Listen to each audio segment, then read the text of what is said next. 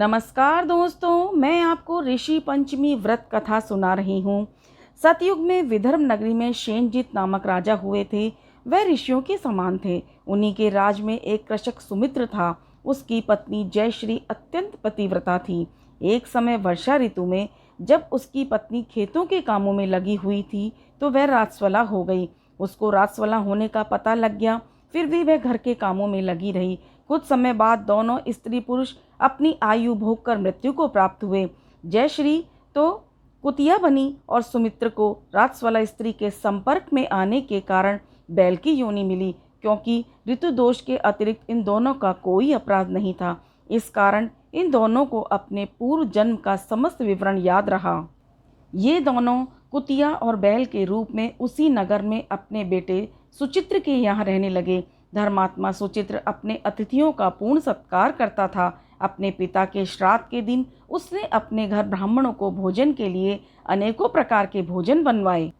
जब उसकी स्त्री किसी काम के लिए रसोई से बाहर गई हुई थी तो एक सर्प ने रसोई की खीर के बर्तन में विष वमन कर दिया। कुतिया के रूप में सुचित्र की माँ कुछ दूर से सब कुछ देख रही थी। पुत्र की बहू के आने पर उसने पुत्र को ब्रह्म हत्या के पाप से बचाने के लिए बर्तन में मुंह डाल दिया। सुचित्र की पत्नी चंद्रावती से कुतिया का यह कृत्य देखा ना गया। उसने चूल्हे में से जलती लकड़ी निकालकर कुतिया को मारी। बेचारी कुतिया मार खाकर इधर उधर भागने लगी। चौके में जो झूठन आदि बची रहती थी वह सब सुचित्र की बहू उस कुतिया को डाल देती थी, लेकिन क्रोध के कारण उसने वह भी बाहर फिकवा दिया। सब खाने का सामान फिकवाकर बर्तन साफ करके दोबारा खाना बनाकर ब्राह्मणों को खिलाया। रात्रि के समय भूख से व्याकुल होकर वह कुतिया बैल के रूप में अपने पति के पास गई। बोली, स्वामी, आज तो मैं भूख से मरी जा रही हूँ। वैसे तो मेरा पुत्र मुझे रोज खाने को देता था, लेकिन आज मुझे कुछ नहीं मिला। सांप के विष वाले खीर के बर्तन को अनेक ब्रह्महत्या के भय से छूकर उनके न खाने योग्य कर दिया था। इसी कारण उसकी बहू ने मुझे मारा और खाने को कुछ भी नहीं दिया।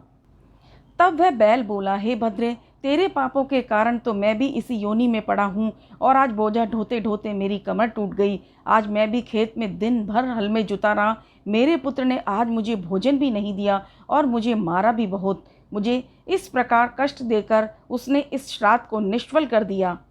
अपने माता पिता की इन बातों को सुचित्र सुन रहा था। उसने उसी समय दोनों को भरपेट भोजन कराया, फिर उनके दुख से दुखी होकर वन की ओर चला गया।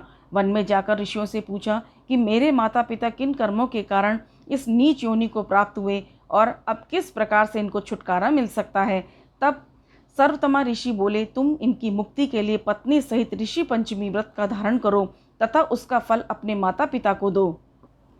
भाद्रपद महीने की शुक्ल पंचमी को मुख श्राद्ध शुद्ध करके मध्याह्न में नदी के पवित्र जल में स्नान करना, रेशमी कपड़े पहनकर अरुंधति सहित सप्त ऋषियों का पूजन करना। इतना सुनकर सुचित्र अपने घर लौट आया। अपनी पत्नी सहित विधि विधान से पूजन किया। उसके पुण्य से माता पिता दोनों पशु योनियों से छूट गए।